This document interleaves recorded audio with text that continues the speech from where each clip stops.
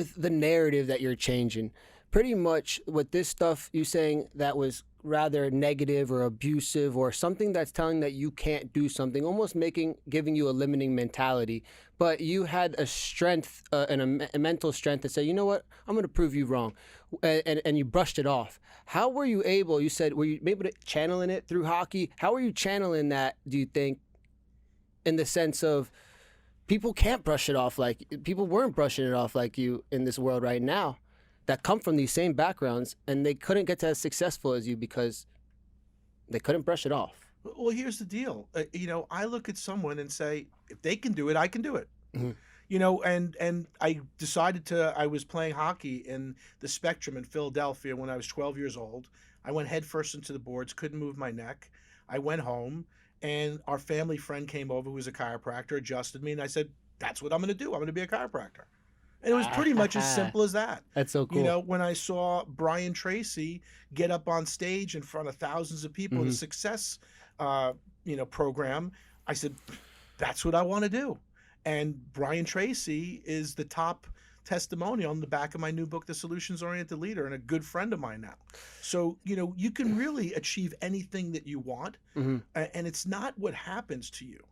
It's what you do with it that makes the big difference, because we all go through hard times, through failures, through deaths. I've been through every single one of those things. And, it's not what happens to you. It's what you do with it, and how you look at it. And that's why I wrote The Solutions-Oriented Leader, because anybody could pick out the problems, my children, anybody. But you don't get paid for picking out problems. You get paid for solutions and getting up there and looking down and seeing what we can do to help other people. And that's really kind of what it boils down to. And getting out of yourself, And that's gold right there, because it allows the person to really just live the best life. That's what you're going for, right? Right. It's not predetermined. I remember after my wife passed away, she had cancer for 8 out of the 10 years we were married. And the year after that, I always look at my horoscope from the New York Times on my birthday. That's the only day. Wow. And this horoscope is in my book, because it basically said that everything in life is up to you. It's your choice. What is it you want to do with your life?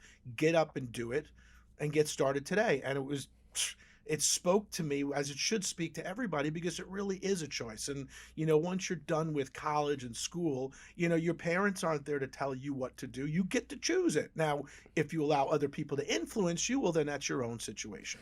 Yeah. And, I really respect that, because, look, I try to take the approach for people who can't just brush it off like you and tell them, listen, stop beating yourself up, because it's not serving you.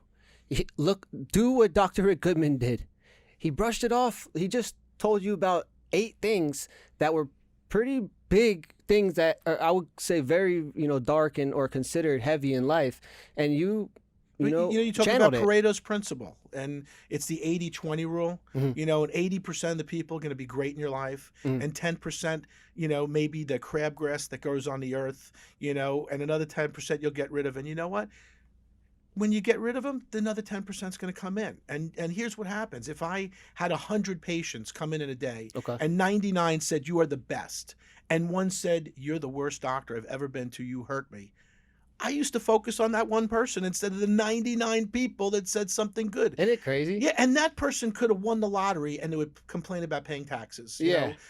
Someone licked all the red off their candy cane, kind of thing. Wow. So they'll never be happy. They're always focusing on doom and gloom, and we know people like that have the perpetual clouds over their head. You take pride in seeing why they were unhappy, but 99 people are happy. You're doing something right.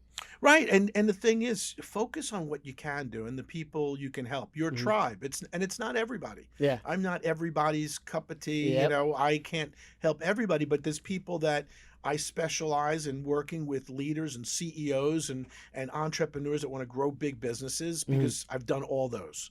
So that's the lane that I stay in. I know what my strengths are, and I focus on them. And then what I do is I put a team together that can do all the things I can't do. So, I always say, my kids will say, well, Dad, don't be that guy. And I say, no, I want to be that guy.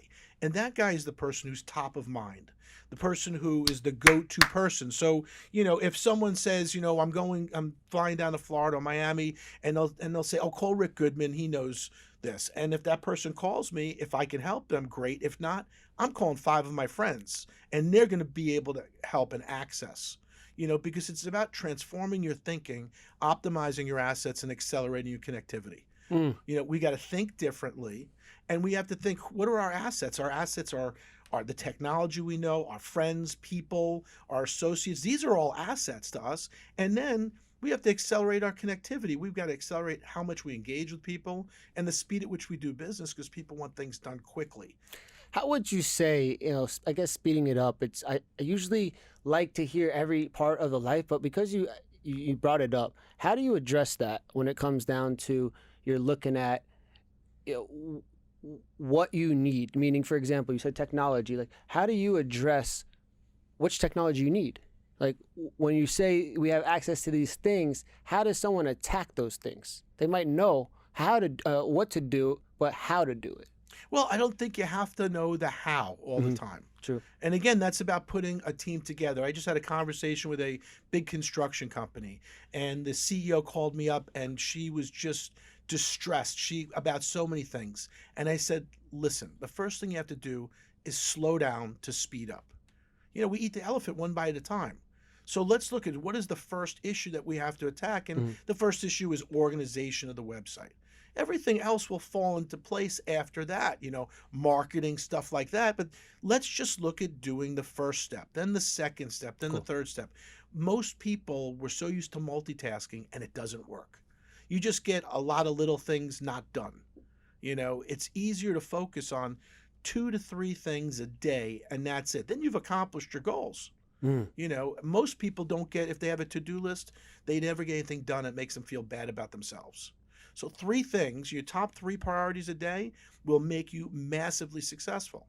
Wow. If you improve 1% a day in 365 days, you're 365% better. Ooh, I like that one. Who wouldn't give you all their money to invest if you can show 365% return? And you know what? If you do something each day, something to improve yourself, something little, it doesn't have to be big, you're going to break it down and start to see that you've achieved your goals. So you would say you're a big believer in consistency. I will take persistence and consistency over talent any day of the week. Okay. Because so many people stop short of success and never know. And I was driving down one day, I was giving a seminar in Virginia. And if you've ever been in Virginia, the roads are so long and the exits are so far away. And I got a phone call from a friend of mine from high school that my best friend and his dad's best friend went out on a boat on Jones Beach Inlet in Long Island, and the wave hit the side of the boat, and my best friend and his dad's best friend went over the side of the boat and drowned. Well, as he told me this story, I was so shocked because I'd seen him a week before. I thought that was my exit, and I got off the exit.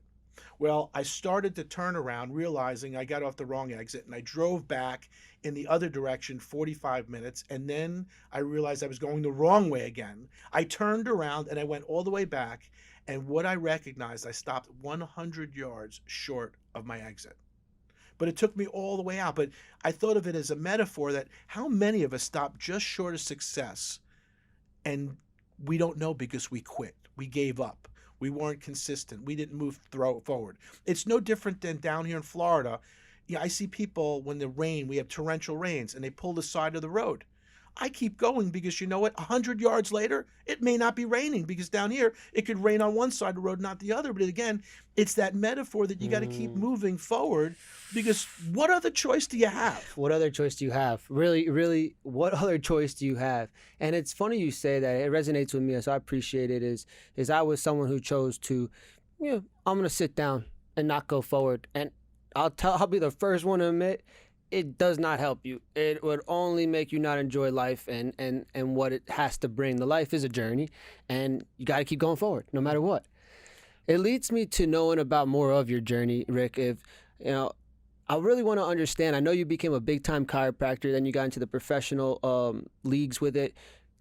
I'm curious about that journey when you became a chiropractor after your first adjustment when you wanted to become one. Well, it's kind of interesting because when I went to chiropractic school, I went to Logan in St. Louis, but before I even went there, I went to a a convention with my cousin. I worked in my cousin's office because I want to learn the business, because most people don't know the business and they don't teach you business. They teach you how to treat patients. So I worked in his office in Queens, and we went to this college called Life College, and they had this DE convention, which was all about, business and making money. And people there actually thought I was a doctor at that point. And I was actually kind of knowing how to adjust people even before I went to school. That's cool.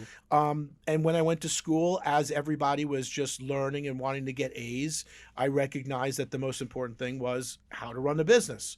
So I Wow. built my practice while I was in school. Mhm. And then I went and worked for two of the top doctors. And I said, I'll be your slave. You don't pay me a penny. I just want to sit here and learn, because I want to hear how they communicated with their patients, what they said, how they did all these things, again, that they didn't teach you in school. So the day before I graduated, I had already purchased a practice, and I already had made my first $100 deductible in my pocket in 1988, the day before I even got my diploma. I had that someone deductible in my pocket, and I drove to Jefferson City and picked up my diploma. So it probably wasn't too kosher at the time, but I was in practice the day after I graduated, and all the rest of my class was figuring out what they wanted to be when they grew up.